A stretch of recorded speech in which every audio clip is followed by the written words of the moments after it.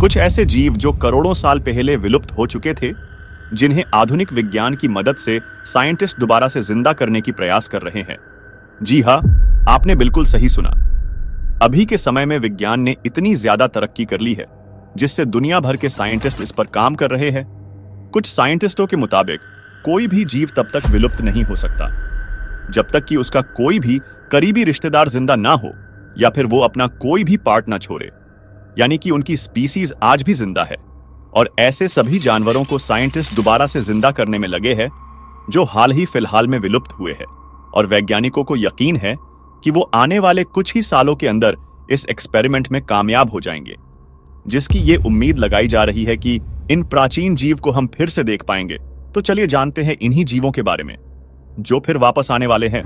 Number 6, woolly mammoth. Woolly mammoth हमारी धरती पर पाए जाने वाले सबसे बड़े स्तनधारी जीव हुआ करते थे, जिस पर रिसर्चरों का कहना है ये विशालकाय मैमथ्स 4 मीटर लंबे, 6 टन वजनीय हुआ करते थे और इनका पूरा शरीर फर से ढका होता था। और इनके सबसे बड़े खासियत थी इनके ये 2 विशालकाय दांत जो 14 फीट तक लंबे होते थे। वूली मैमथ आज से 10,000 साल पहले आइस एज के आने से विलुप्त हो गए थे, जिसके बारे में अब हमें किस्से और कहानियों में ही सुनने को मिलता है। लेकिन 21 जून 2022 में साइंटिस्टों को एक प्रिजर्व्ड मैमथ के बच्चे का फॉसिल्स मिला, जिस पर साइंटिस्टों ने काम भी करना शुरू कर दिया है। और इस पर साइंटिस्टों का कहना है कि इसमें से हमें डीएनए सुरक्षित मिल गया तो हम इसे अफ्रीकन एलिफेंट के डीएनए से मिला के दोबारा से इस धरती पर वूली मैमथ को जिंदा कर पाएंगे। अगर ऐसा हो पाया तो साइंस का यह चमत्कार सबको हैरान करके रख देगा। Number 5, sabre tooth tiger. शेर की बिरादरी से ताल्लुक रखने वाला यह टाइगर बहुत ही खुखार शिकारी था, जिसका दहशत पूरे जंगल पे हुआ करता था। सेबर टूथ टाइगर अपने से भी बड़े जीवों का शिकार करने में माहिर थे, क्योंकि इसके बाहर की ओर निकले 7 से 8 इंच लंबे खंजर जैसे दांत और पंजे में मौजूद तेज नाखून किसी भी शिकार को पल भर में चिरफाड़ के रख दिया करते थे। और ऐसा माना जाता है कि क्लाइमेट चेंज की वजह से आज से 11,000 साल पहले हमारी धरती से ये विलुप्त हो गए थे।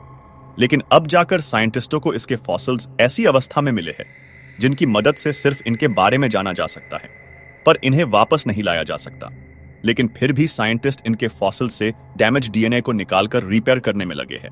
अगर साइंटिस्टों को इनके अवशेषों से पर्याप्त डीएनए मिल जाए तो आज की टेक्नोलॉजी से हम इन्हें अफ्रीकन मादा शेर के डीएनए में मिलाकर फिर से जिंदा कर पाएंगे।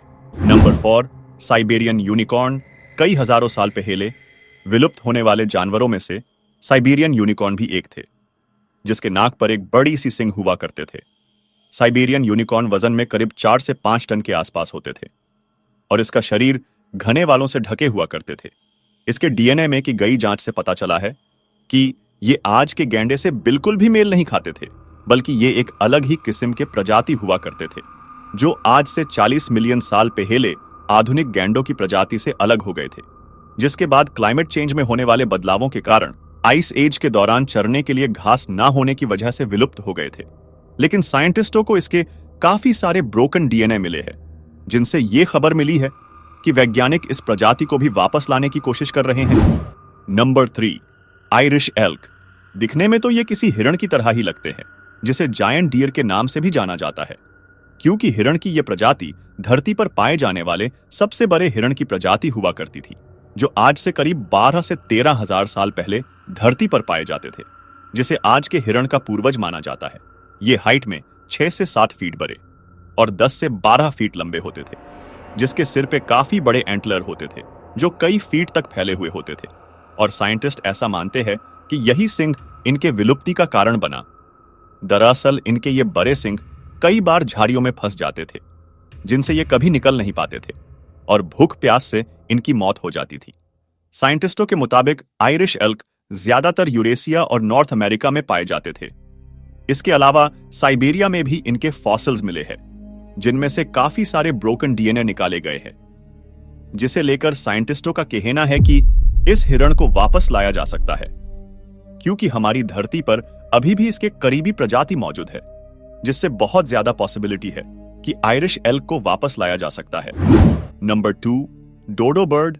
डोडो एक कबूतर के बिरादरी का उड़ ना सकने वाला पक्षी था, जो सिर्फ मॉरिशस आइलैंड पे पाए जाते थे, जो आज से कुछ शताब्दी पहले विलुप्त हो गए थे। जिसका कारण था इसका उड़ ना सक पाना, जिससे ये बड़े आसानी से इंसानों का शिकार हो जाया करती थी। जिस वजह से इंसानों ने इसका इतना ज्यादा शिकार किया कि ये पक्षी धरती से विलुप्त ही हो गए। लेकिन वैज्ञानिकों ने दावा किया है कि इसका इनफ डीएनए मिल जाए तो हम इसके सबसे करीबी रिश्तेदार निकोबार पिजन के अंडे में डाल के डोडो बर्ड को दोबारा से वापस लाया जा सकता है। नंबर 1, निएंडरथॉल्स। अब तक अपने जितने भी जीव देखे इस वीडियो में, वो सब एनिमल्स थे या फिर बर्ड्स, लेकिन ये अनोखा जीव इंसानों की प्रजाति में से एक है जो यूरेशिया में 40,000 साल पहले रहा करते थे। इनमें और हम में कुछ शारीरिक अंतर होते थे, जैसे कि छोटा कद, लंबी खोपड़ी और काफी स्ट्रॉन्ग मैस्कुलर बॉडी हुआ करते थे। निएंडरथॉल्स पॉपुलेशन में बहुत ही कम संख्या में थे, जो छोटे छोटे ग्रुप्स में रहा करते थे, और इनके विलुप्त होने के पीछे कई कारण हैं, जिनमें से जलवायु परिवर्तन और एनिमल अटैक्स शामिल हैं। हाल ही में साइंटिस्टों को 50,000 साल पुराने निएंडरथॉल्स के अवशेषों में से एक पूरा डीएनए सीक्वेंस मिला है, जिसे लेकर साइंटिस्टों का मानना है कि निएंडरथॉल्स को वापस लाया जा सकता है। दोस्तों, वीडियो देखने के लिए धन्यवाद। आपको हमारा ये वीडियो कैसा लगा? कमेंट करके जरूर बताइएगा। साथ ही ऐसे कंटेंट के लिए वीडियो को लाइक और चैनल को सब्सक्राइब जरूर कीजिएगा।